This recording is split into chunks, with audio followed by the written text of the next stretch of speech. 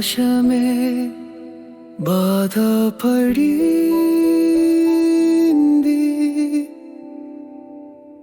మౌనంగా కన్నీటి వర్షం కురిపించింది.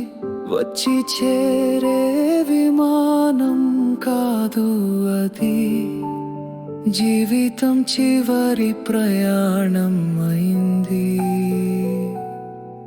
చెప్పకుండానే వెళ్ళిపోయారు, గుడిసెల్లో వెలుతురే మాయమైంది.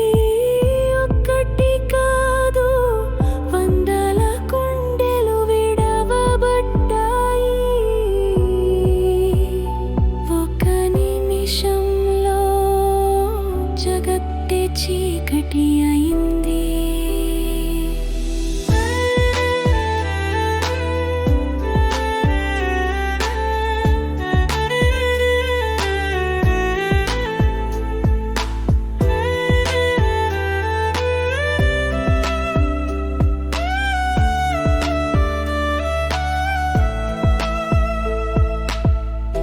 చేరాక ఫోన్ చేస్తామ్మా అన్నమాట ఇంకా ఫోన్లోనే ఉంది. ఆ అమ్మ చేతిలో మొబైల్ ఉంది, కానీ పోనీలే గొంతులేనే లేదు.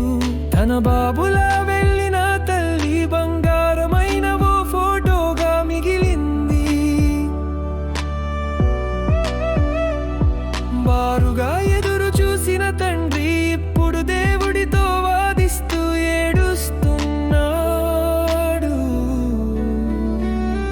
ఒక్కడే బ్రతికి బయటపడినవాడు ఏమైందో తాను అర్థం చేసుకోలేకపోయాడు. 3 సెకన్లలో స్వర్గం మాయమైంది నా చుట్టూ, శవాలే శవాలు అన్నాడు.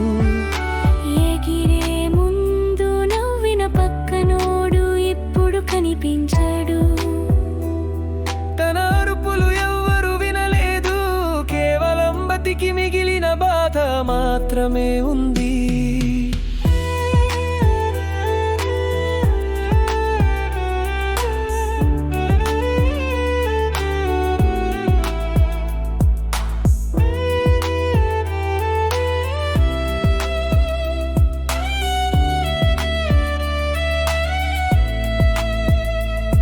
నిదురపోయిన విద్యార్థులు నెరవేరని కలల మధ్యే కాలిపోయారు.